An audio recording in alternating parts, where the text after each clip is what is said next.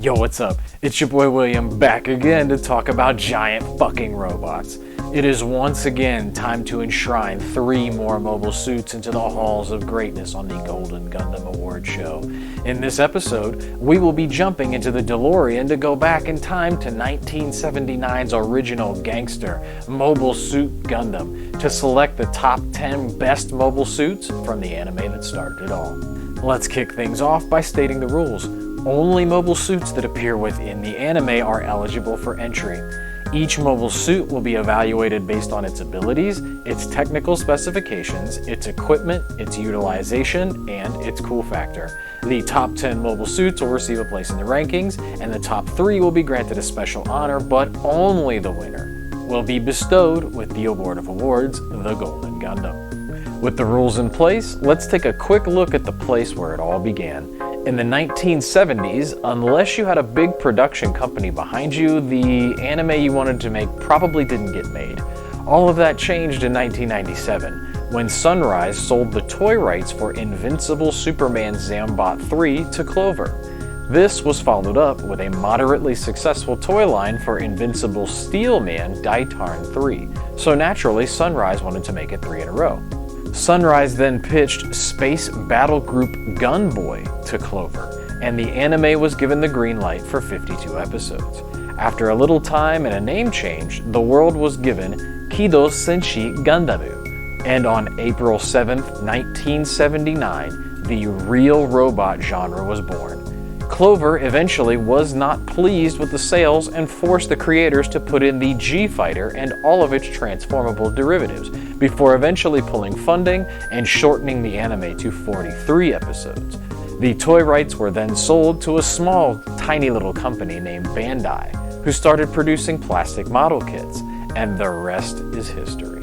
Being that this is the first in the series and an anime that is 43 years old at the time of this video, the designs range from ambitious to downright ridiculous. Kunio Okawara was the designer for the series, and overall he did a great job trying to quantify how a real giant robot would actually work. All of these mechs have airplane-style cockpits, and they all seem very difficult to operate effectively. Unless you're a teenager with psychic abilities, and if you were a teenager with psychic abilities, you would know that the top 10 ranking starts now. Number 10, MS-09 Dom and MS-09R Rick Dom. Dominating the number 10 spot is not a Cyclops in kendo sparring gear, but is in fact the pride of Zimad, the MS-09 Dom, and by extension, its space-equipped brother, the MS-09R Rick Dom. Standing at 18.6 meters tall and weighing in at 81.8 metric tons with its full complement, this absolute workhorse was most famously used by the Black Tri-Stars and was poised to become Zeon's main ground mobile suit before Amuro and the boys kicked Zeon off of the planet. It was then converted into the MS-09R Rick Dom, which weighed slightly less at 78.6 metric tons and was designated as Zeon's main space-use mobile suit, which led to it being used in every conflict in the closing months of the One-Year War. All Dom models had a scattering beam cannon mounted on the left side of the chest, which was only capable of producing flashes of light due to the Dom's limited generator. All Dom models were capable of wielding and often used the same weapons as any other Zeon mobile suit, starting with its iconic Heat Saber and H&L-GB05R 360mm giant bazooka, the EX-T2-2 beam bazooka, the Zaku 2's M-120A1 120mm machine gun, the MMP-80 90mm machine gun, the H&L-SB25K/280mm A-P Zaku bazooka, the Shield Lance, the Knuckle Shield, the Sturmfaust, and even the Goof's Heat Sword. No matter how you slice it, this mobile suit was not only prolific, but highly capable and well utilized.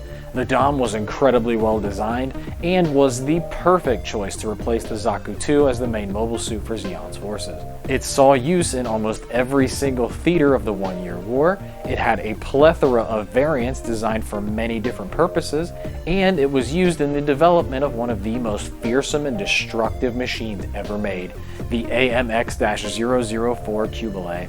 Not bad for a mobile suit that was often made fun of for its skirted appearance. Number 9. RX-77-2 Gun Cannon. Gunning its way to the number 9 spot is the RX-77-2 Gun Cannon.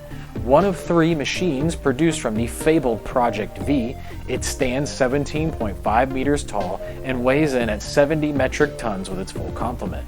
Just like its sister mobile weapons, it is armored with the dependably sturdy Luna titanium alloy, but the similarities end there. It has the most complex sensor array of the 3 due to being designed as a middle-range support suit. It is armed with 2 Vulcan guns mounted in the head, 2 240mm cannons mounted on each of its shoulders, which could be optionally switched out for a pair of 12-round spray missile launchers, a specialized long-range XBR-M-79AB rifle that could be swapped out with a YHI-YF-MG100 100mm machine gun, and 2 hand grenades stored in secure hatches on the lower part of each leg. Like other Project V weapons, it makes use of the core block system, which houses the cockpit and can be ejected and turned into a core fighter in order to escape. Despite having the fewest number produced, this mobile suit definitely carried its fair share of the weight amongst the 3 Project V weapons. Heavily armed and armored, it was well utilized given that it was mostly piloted by children with little to no experience. It really is quite odd that the Federation did not choose to produce more of these, opting instead to replace this with the RGM-79, a plethora of Gundam variants, and the handful of gun tank variants. To postulate on behalf of the Federation, it must have been cheaper to offload the specialization and tactical roles to the Gundam and gun tank variants while making the RGM-79 the cannon fodder frontline unit. At any rate, this suit bears a striking resemblance to Space Runaway Ideon, and whether this is intentional or not, Yoshiyuki Tomino was responsible for both anime series. Number 8. YMS-15 Gion. Slashing the number 8 spot to ribbons is the YMS-15 Gion. Standing at 19.9 meters tall and weighing in at 68.6 metric tons with its full complement, this mobile suit was made by the Zamad Company and, depending upon which continuity you wish to cite, only 1 or 3 were ever made, due to the Gelgoog being chosen as Zeon's next mobile suit designated for mass production. The Gion is heavily focused on hand-to-hand combat, much like the spectacular OZ-13 MS Gundam Epyon, and as such it is armed with arguably the most powerful beam saber of its era, which uses Minovsky particles that are held in place by an eye field to form an effective cutting surface that could slice through almost anything. Beyond the sword, it has a very special missile shield which houses 60 small needle missiles and 25 hide bombs which function much like a space version of naval mines. The Gion was also exceptionally mobile thanks to its unique field pulse accelerator. Mounted in the crotch, this piece of equipment stores excess reactor pressure and transmits it to each of the actuators in the Gion's hips, which greatly increases its ability to move like a fencer. Quite an interesting design we have here. Between its Pickelhaube-inspired head, its emphasis on melee, and being the first ever mobile suit with an offensive shield, this suit stands out in a lot of ways. Even though it eventually lost out to the Gelgoog because of its specialized design and high-cost mobility features, the Gion was well used by Mikuve in both iterations of its life, and it reminds me a lot of the Gundam Epyon from Gundam Wing, which is never a bad thing. Truly a shame that more were not produced, and while Zeon's choice was understandable, one has to wonder if more Gions made their way into the right hands, would it have changed the outcome of the war? Number 7. MSM-04 Akai. Swimming its way stealthily to the number 7 spot, we have the MSM-04 Akai. Standing at 19.2 meters tall and weighing in at a whopping 129 tons with its full complement, this amphibious mobile suit is the first one on the list to be made by the Zeonic company. Constructed using many of the same parts that a Zaku 2 is made with, this mecha had 2 generators and yet left a minimal heat signature and was thus utilized effectively as a stealth infiltration unit. The MSM-04 was armed with 4 head-mounted 105mm Vulcan guns. The Ekai's arms were extendable and customizable. The right arm could either be outfitted with a megaparticle gun or a Vulcan gun, in addition to 6 extendable claws, while the left arm was usually armed with a 6-tube missile launcher that replaced the claws. In rare cases, the left arm would house the iron nails, and the right arm would be equipped with the 6-tube missile launcher. Arguably the most beloved suit on this list, the Ekai has quite a following and is one of the only suits in any Gundam to be considered as moe. So much so that it has been developed into many ridiculous derivatives in the Build Fighter series. Despite being thought of as tiny and cute, this thing is actually one of the biggest suits in the entire anime, and yet somehow its main focus is stealth. Many of the people who don't like this suit find it odd looking. Personally, I like the look of it and have been a fan ever since I first encountered it in Gundam Battle Assault. However, I think they may have taken it just a little bit too far with the Bear Guy family of mobile suits. Number 6, MSM-03 GOG.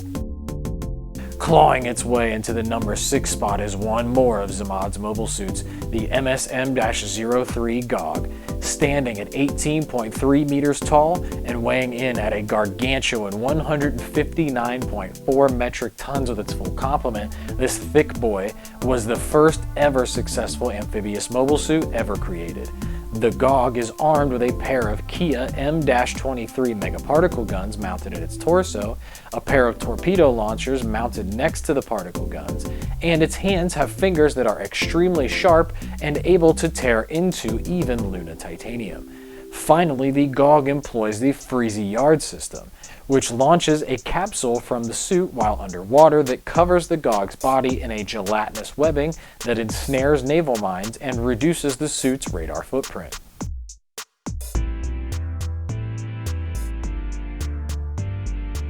Similar to its land-based cousin, the MS-09 Dom, this mobile suit is a redesign that focuses on a high-power generator that was capable of using megaparticle cannons. The people at Zamod accomplished this by using a special reactor that intakes seawater to use as coolant, which made it perfect for amphibious use while fulfilling the necessary power requirements. The GOG's biggest drawback is that while on land it stores coolant water in a ballast tank, but this water is only effective for about 2 hours before the suit begins to run the risk of overheating. Ah yes, the Snorlax of mobile suits. The GOG is a personal favorite of mine, which is in stark contrast to many other fans of the series. Regardless of opinions, this thick boy was the first amphibious mobile suit to work successfully, was the first mobile suit to successfully incorporate megaparticle weaponry, and was the basis for almost every amphibious mobile suit design that would follow. Even though it was sluggish and only useful for about 120 minutes out of water, this mobile suit was still a powerhouse that excelled at underwater combat, infiltration, and hand-to-hand combat. MS-06S Zaku 2 Commander Type. Putting an antenna right on top of the number 5 spot is the MS-06S Zaku 2 Commander Type. The Chad of Zaku 2s, this machine was developed for all of Zeon's ace pilots that found the original MS-06 to be underwhelming and beneath their skill. So naturally, Zeon decided to upgrade its original workhorse to this. Starting with the aforementioned antenna, which boosted its communication range and effectiveness, commanders were permitted to commission custom paint jobs, and it featured an upgraded power plant, which boosted movement speed by almost 30%. But in Char's hands, it was more like 300%. Naturally, the commander type is capable of wielding the same weapons and equipment, like the shoulder shield, the M-120A1 120mm machine gun, the M-120AC machine gun that had a heat bayonet and was specifically made for the commander type, the MMP-80 90mm machine gun, the H&L-SB25K/280 MMA-P Zaku bazooka, the Heat Hawk, the ZIM/M-T-K175C 175mm recoilless rifle, the Sturmfaust, the MIP-B6 cracker grenade, and in the case of the Black Tri-Stars, a double bazooka and a container backpack which housed a veritable arsenal of backup weaponry for the team. Unlike the Dom and the Rick Dom, this machine is distinctly different from the suit it was originally developed from, in that it was designed with the express purpose of equipping the best pilots with the best suits, instead of as a result of losing the ability to fight in a specific theater of war. It also stands out thanks to its usage in the hands of the many aces who piloted, including Char Aznavour, Johnny Ridden, the Black Tri-Stars, Gabby Hazard, and many others. This suit gave us arguably the most famous kick in all of anime, and would have easily ended the reign of the Gundam if not for its overwhelmingly tough plot armor, the fabled Luna Titanium. Number 4. MS-14S Gelgoog Commander Type. In absolute command of the number 4 spot is the MS-14S Gelgoog Commander Type. Standing at 19.2 meters tall with an unknown weight, this mobile suit stands out as one of the best of its era. It is armed with a twin beam sword, which is sometimes referred to as a beam naginata, a beam rifle, an arm-mounted oval-shaped shield that makes use of an anti-beam coating, and an arm-mounted 120mm machine cannon in its right arm. The Commander type also made use of a high-mobility thruster pack and an exceptionally powerful generator which enabled it to surpass even the Gundam's performance. The Commander type had a rather unorthodox path to the battlefield.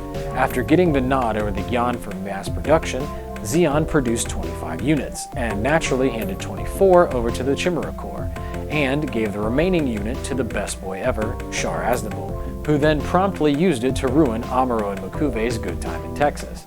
After Char's experience, minor adjustments were made, and the armor was increased before the rest of the Gelgoogs were mass-produced. Truly one of the very best mobile suits of its time, this mech might be the only suit to truly stand up to the Gundam and fight it on equal terms, with Amuro Ray at or near his peak piloting skills. Made largely with data obtained from Side 6, this suit functioned exactly as it was intended to, and is a natural result of the technology creep between the two factions. When you factor in the mobility, the firepower, and all of the top-notch pilots who use the Gelgoog Commander type, it could arguably be considered as Zeon's best all-around mobile suit. One has to wonder yet again if the war may have ended differently if the Gelgoog actually saw action on Earth. Number 3. RX-78-2 Gundam.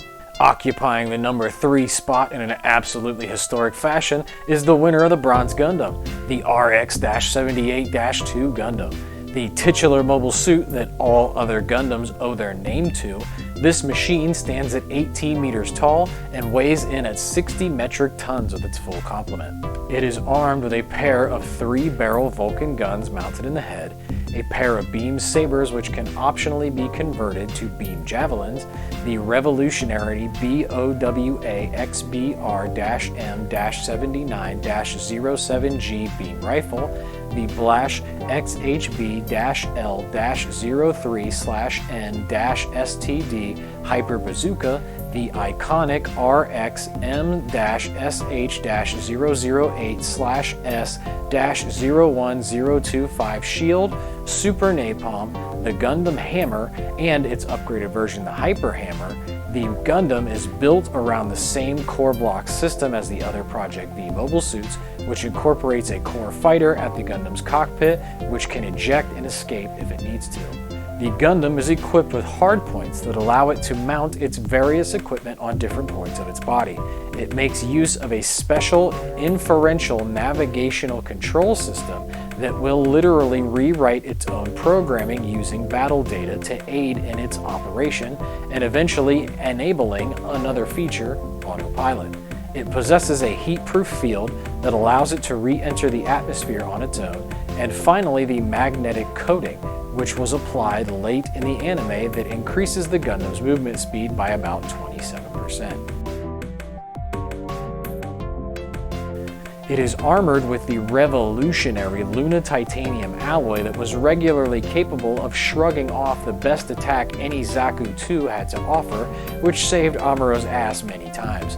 It was developed in complete secrecy within Project V on Side 7, and very nearly did not see the light of day if not for the unexpected intervention of Amuro Ray.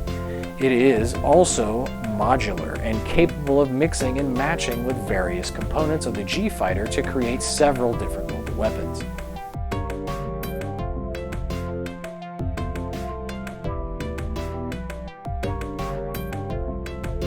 The triple OG, the mobile suit that created a genre, the archetype, the namesake of every other Gundam, the RX-78-2. This mobile suit and its pilot captured the hearts and minds of so many and started a franchise that spawned so many things, including this video and my own personal love for anime in its entirety.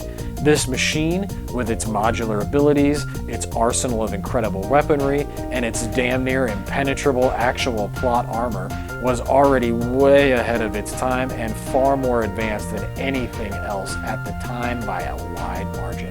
You add in a pilot that is a literal psychic, and you have an undeniable mix of factors that made a lot of Zeon women into widows. It is truly a shame that its pilot developed severe PTSD, a deadly rivalry that lasted for decades, and was never really able to love a woman. F's in the chat for Amuro. Number 2, MS-07B Goof. Whipping it up at number 2 is the winner of the Silver Gundam, the MS-07B Goof. Make no mistake about it, despite its looks, this is no mere Zaku, my friend. Standing at 18.7 meters tall and weighing in at 75.4 metric tons, this Earth-use-only mobile suit was quite a thorn in the side of the Federation, considering that they did not even have mobile suits at the time.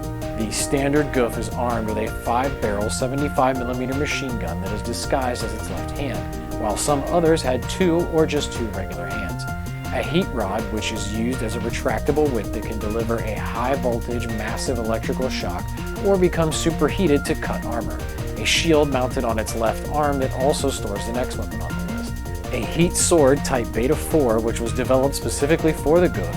A Heat Hawk Type 5. A 120mm machine gun. An MMP-80/90mm version 8 machine gun.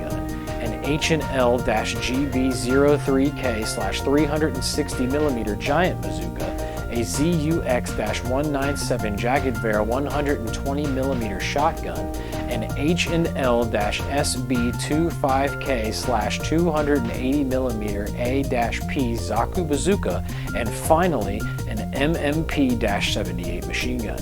With the Zaku 2 slipping into obsolescence and the Gundam running amok, Zeon had to do something, and that something was the Goof. Essentially a Super Zaku 2 with new weaponry, this machine was eventually decommissioned in favor of the much more cost-effective MS-09 Dom. Ah yes, the Goof. My bias is clearly showing with this pick, and I could not care less.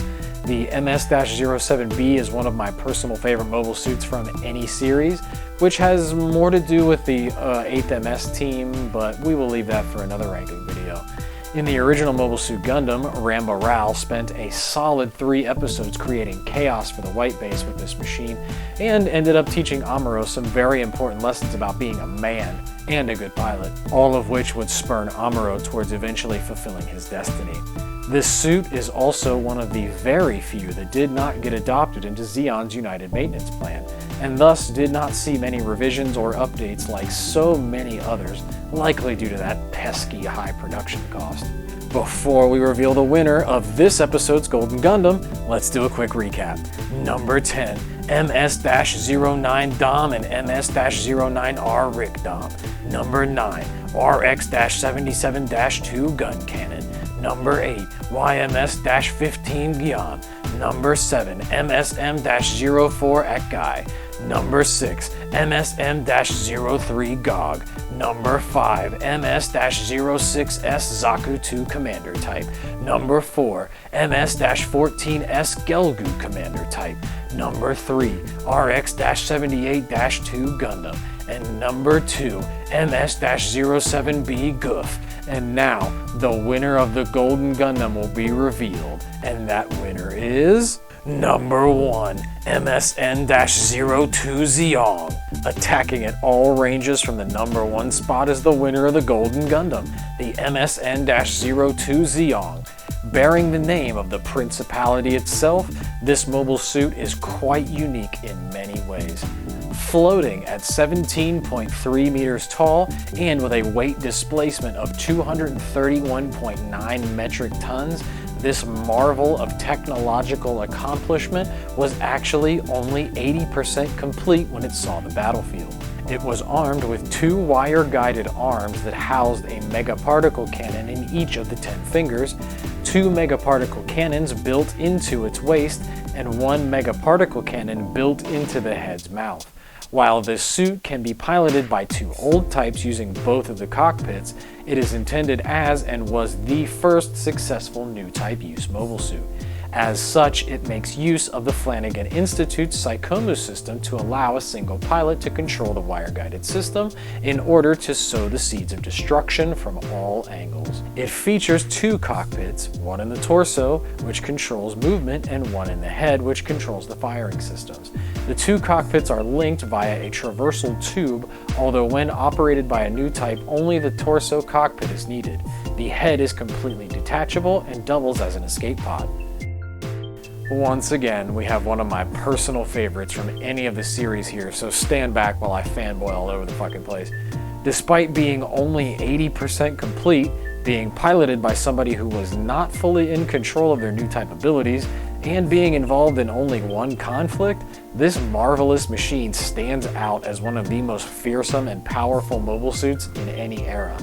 If it was kept in this same form, without the legs, and was more developed while being used by someone of, say, Haman Karn's new type abilities, this mobile suit would be able to dominate in any era so long as it was not technologically outperformed. It is worth noting that the prototype for this suit was originally supposed to appear in the anime, but thanks to Clover pulling the plug, it was cut from the anime.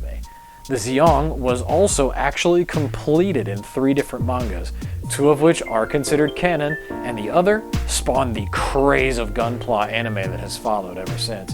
No matter how you slice it, this suit embodied the last great hope of Zeon, and it functioned fantastically.